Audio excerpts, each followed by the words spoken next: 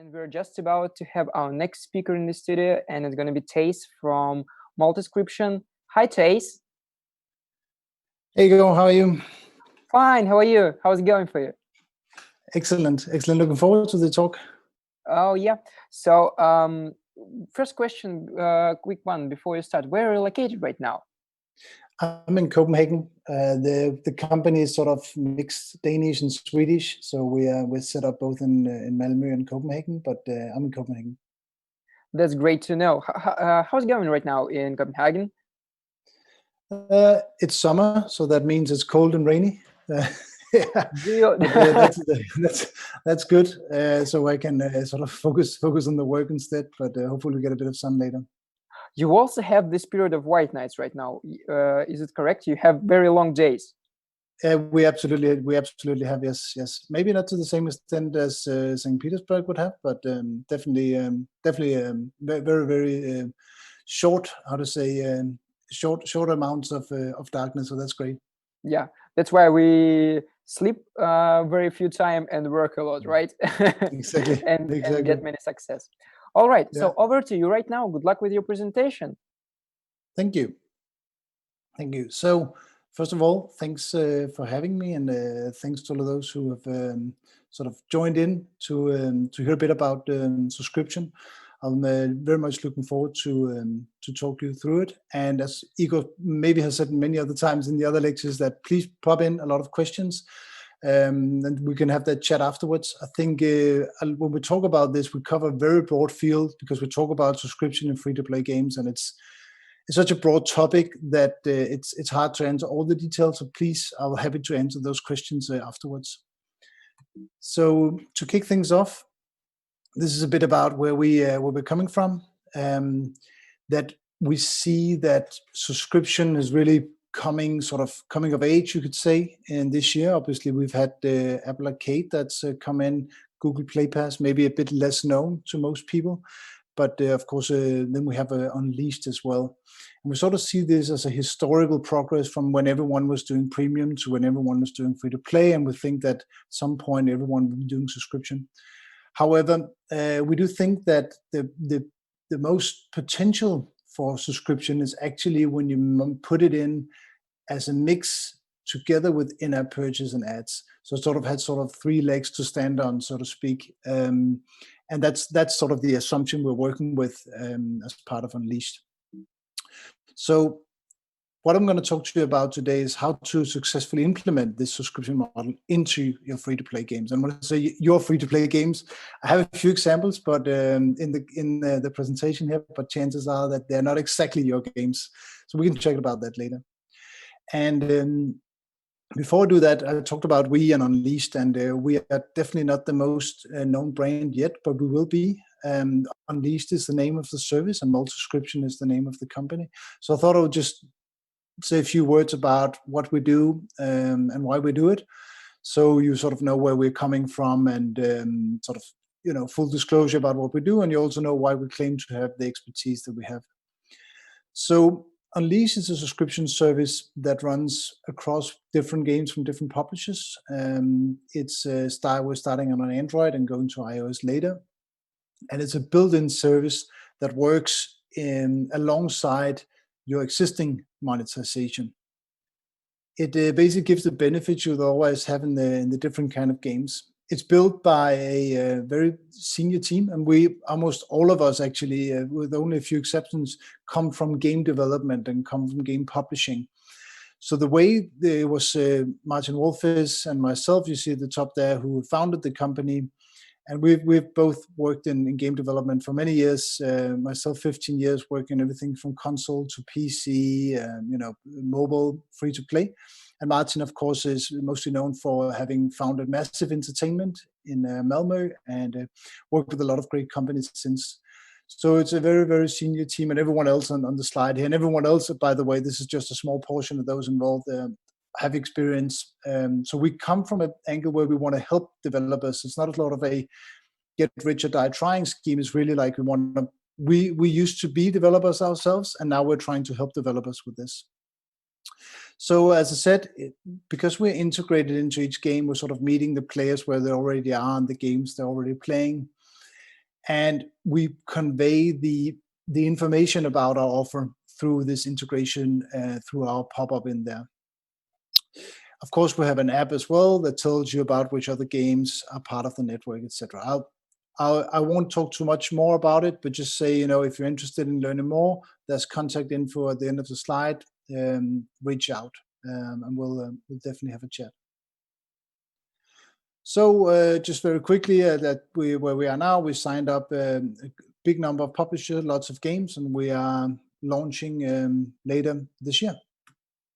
So back to the question. Thanks for listening through that, but now you sort of know where we're coming from, is how to successfully implement this model into your game, because we know that a lot of games are live already now, and they're probably built with a different model in mind, and maybe they're just being designed with that. So how can you actually do that?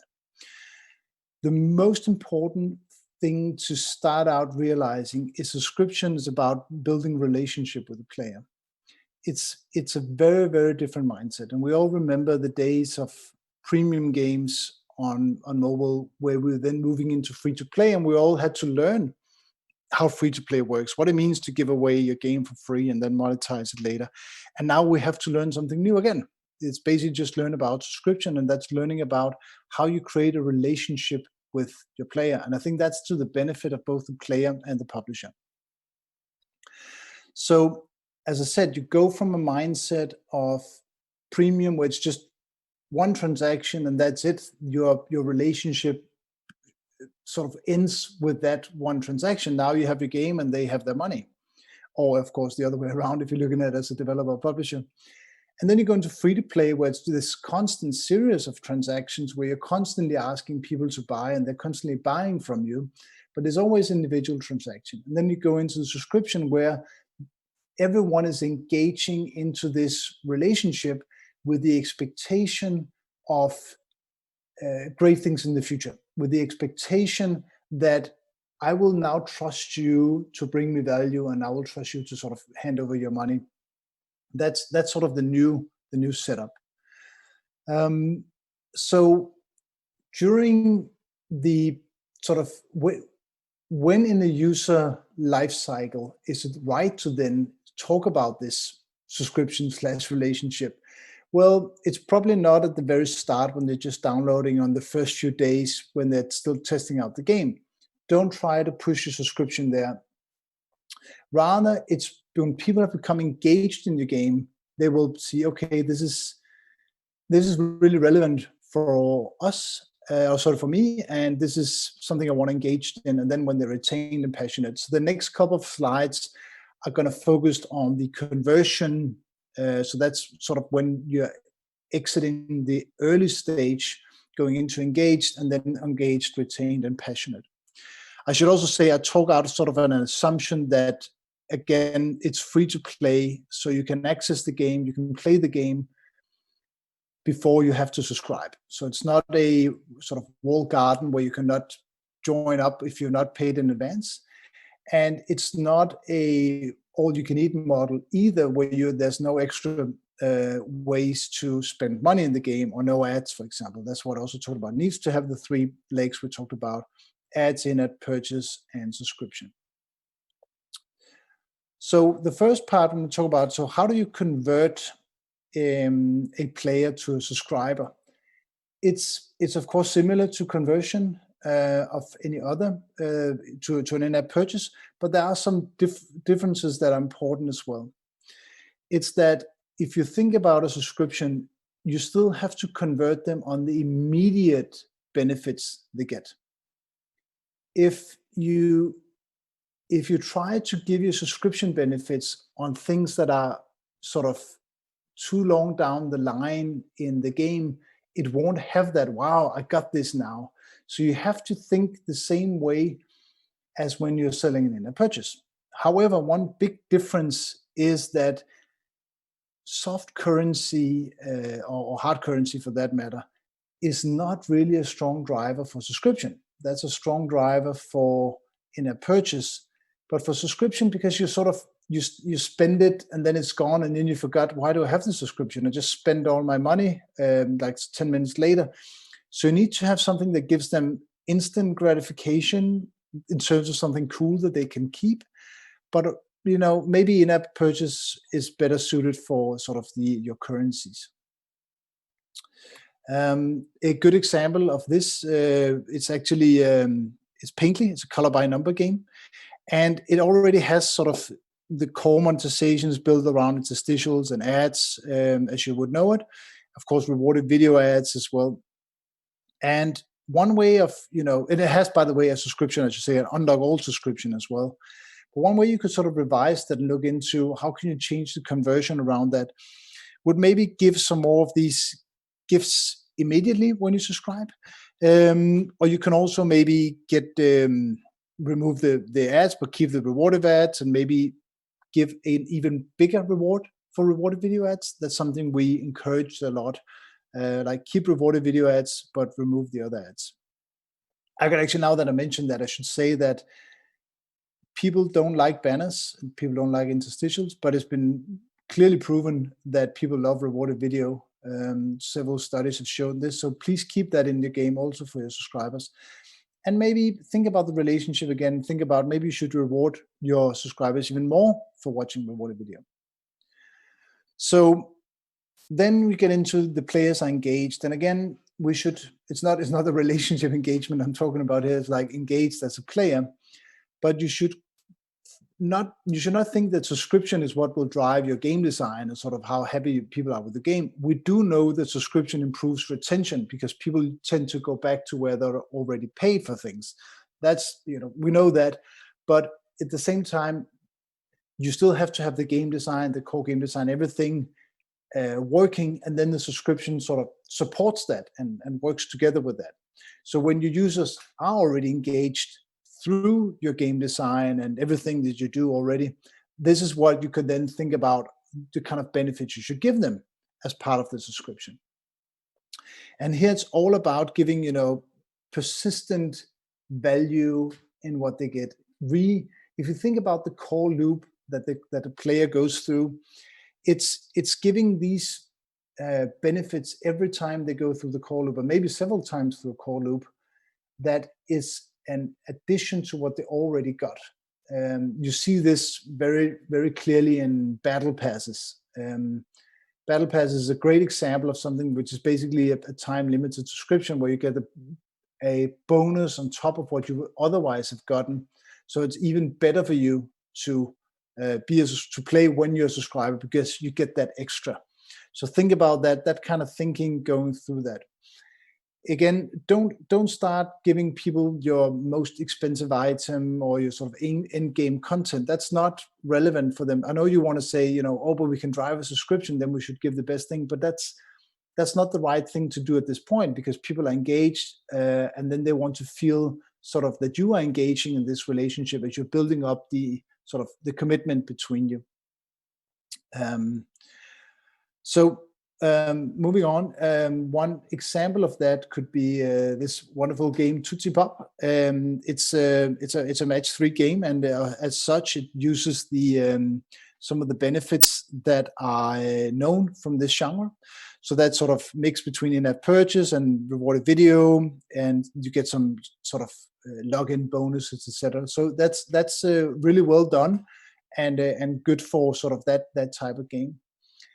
I think, again, if you look at these games have a very, very clear core loop, and if you go in and use a subscription to multiply that core loop and make them feel that they get even more out of playing than they otherwise get, that's a really strong way to engage with people and make them sort of enjoy the game even more.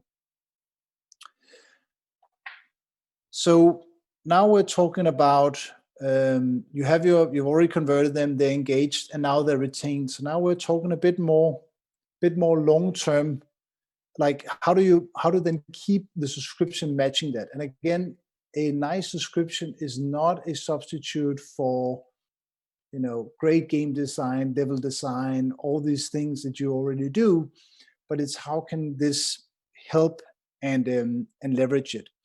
And remember that this, just like any other relationship, this type of subscription relationship is built on trust. So now you have built up and you continue to build up trust that you will continue to deliver value, relevancy, etc. to the players. And of course, they will continue to be, for lack of a better word, loyal to your game and continue to pay, and they'll continue to, give you feedback, share it with their friends, continue to engage, etc., etc. But don't expect more than that at this point. They're playing, they're retained, and that's sort of the level you should think at yourself at. So now you start to add more depth into the experience. Like, what can you do to really deepen the experience for these people? Because now they don't no longer just want to get benefits for sort of the very high level stuff. They want to feel that now they have invested time into a game, so they want to feel that they get something back. And again, they will probably still be watching rewarded video. That's at least what we see with the publishers we're talking to. So make sure that they still get the benefits of rewarding video, and they still get, I would say, even better benefits out of watching rewarded video than your non-subscribers. And I know there's big math around how much, how many coins you give for a video, how much you can watch a day, and all these things that is tied together with, of course, how much money you make on the ads. But you still have to think about it from the user perspective. And if you engage more and more, why is there diminishing returns? Is that how you see a relationship? Shouldn't a relationship be built on the more you invest, the more you get out? It seems wrong for us to give them diminishing returns on that. So maybe we can build that into our financial model. So now, as I said, the players have been playing for some time, so they have also started to sort of see some of it as a bit of bookkeeping. Things they need to do, like maybe you sell a lot of items, or you have to grind a lot to do something. Maybe your subscribers can get sort of the VIP treatment that comes with having that done for them, so they don't have to worry about that. That gives them a nice benefit that they can really enjoy. And of course, when I talk about all these benefits you give, it's imperative that you remind the players all the time that they do get the benefits. There's nothing, less working for this than giving benefits that you don't show them.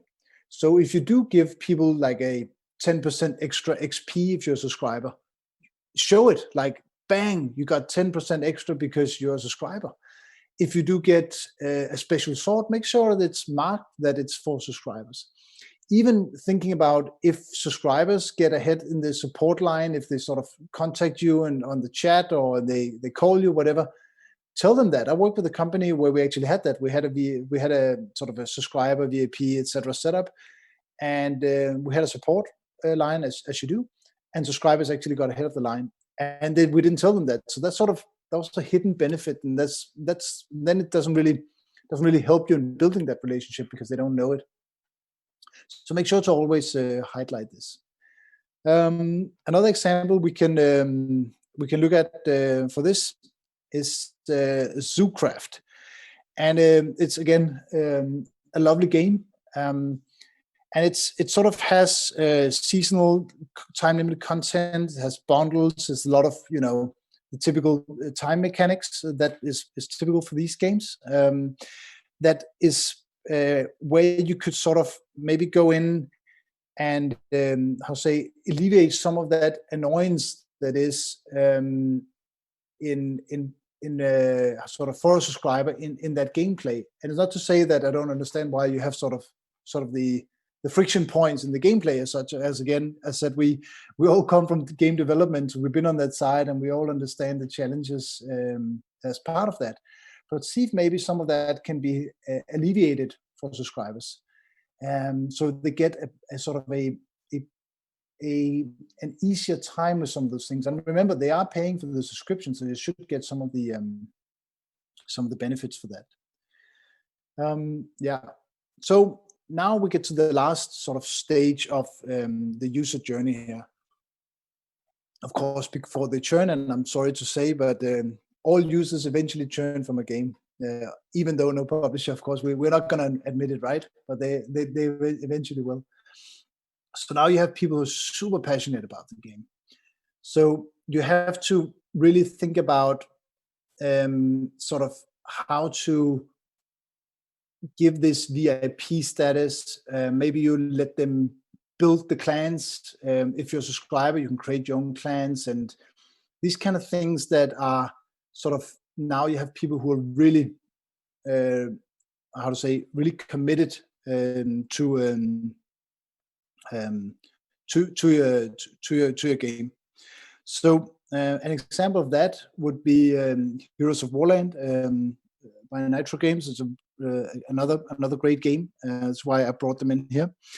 And they are, of course, they have it's a very, very competitive game for those who don't know you, and it's there's a lot of clan-based features, and this is where you can see subscription, as we just talked about. For those, if you're part of a clan, you're basically one of the sort of at least engaged, probably passionate players, and this is where there's a lot of things to play around with for subscribers, and you can get the feedback, and they're probably going to be more helpful to you because now they've paid, so they're not just going to rage quit and just give you a 1-star rating.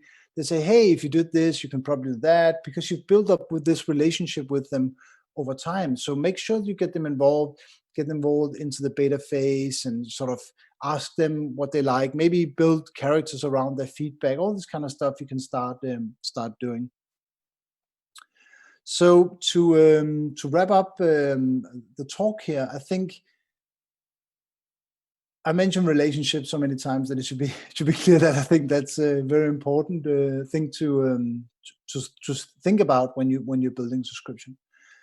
I would say think about what drivers you use at which point in time. Again, no point in giving in-game content to an early subscriber. That's actually a general advice I would say for any monetization. I always wonder when I start a game for the first time and I go into the store and there's some of the first offers there are like these $100 soft currency and hard currency packages. Like, what's the chance I'm going to play? You can see in the data that I just downloaded the game, I just logged in, and like, why are you showing this to me? This is totally relevant. Again, you might be working on a game where you have sold a number of these for whatever reason, I can't say, but I would say generally, like, think about what is relevant to these people right now. And there's a lot of games out there that do really good, like starter packs, like really small, like what is it you need right now when you're starting the game? So look into that. Now, okay, that was a sort of a detour on this, but think about that. The different drivers at different times. How can you always make them feel that they are special? That's the thing. Give them the VIP treatment. Give them the red carpet. Remember to tell them that you're treating them differently, that they get this special treatment because they are subscribers. Don't do the opposite. Like, I see this very often. I see digital subscriptions that offer benefits to new users that they don't offer to existing users. And as an existing user, like, why are you giving that, to the hot new user, not to me? Why do they give, 3 months of free subscription because it's a summer offer? Why do they get this unique album that you don't get? Why don't they get all this special thing? No, you have to give that to the subscribers. So with that, I just want to say thank you for taking the time. As I said, there's a lot of things to digest, and I'll happily jump into that. You're always welcome to check out the website. Write me. There's my email. You can find me. There's also a contact form on unleash.com. You can find me on LinkedIn. Yeah. Happy to take any questions. Thank you. Thank you very much, Teis. This is very good and insightful. One question from me right now. So I think that implementing subscriptions, and you also mentioned it, is a kind of complex process, and it's not like 1-week job for a game developer. How long does it usually take for example, a match 3 game to implement and switch from in-apps and ads monetization to subscription model? So good question. First of all, It depends a lot on your content pipeline that you have already. If you say a match 3 game, that sounds like there's typically some sort of content pipeline. But other games that we've talked about, they don't have that content pipeline already, and they haven't really thought that into it, especially if it's a premium game. Like, what do you do? So I think you can. It takes the mindset shift to go into thinking about benefits. So I think what you need to do is, of course, you need to have the technology, whether you work with someone like us or you create your own subscription, of course. But that's typically the easiest part. But then you need to say, okay, how does this match our design? How can you use what we have and test it in this new setup? And then it's about creating the content pipeline. I mean, it would be very unprofessional of me to suggest, X amount of days not knowing the exact game. But as I said, if you have a content pipeline, if you have features that are easily put behind some sort of wall, let's say you have a clan feature, good example I talked about, even multiplayer could be. It could be specific levels you could put in behind a subscription. There's a lot of things you can do. Yeah. Thank you very much. And as we talk about subscriptions, so